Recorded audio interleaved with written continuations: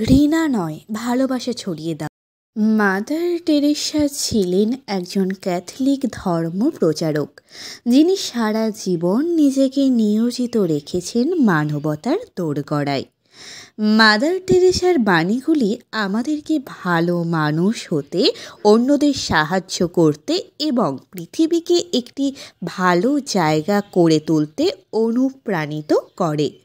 তার কয়েকটি বাণীগুলি হলো, যেমন, আমি ঈশ্বরের হাতের একটি ছোট পেন্সিল, যা দ্বারা ঈশ্বর পৃথিবীতে ভালোবাসার চিঠি লিখছেন।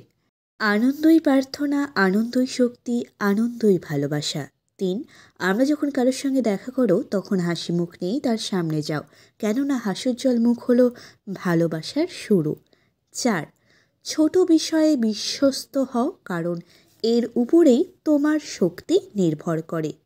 5, আমরা যদি ভালোবাসা ছড়িয়ে দিতে পারি তাহলে আমরা পৃথিবীকে পরিবর্তন করতে পারি।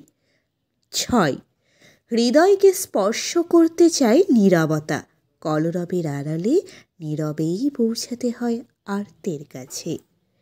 এরকম আরও বাণী শুনতে আমাদের চ্যানেলটিকে সাবস্ক্রাইব করুন।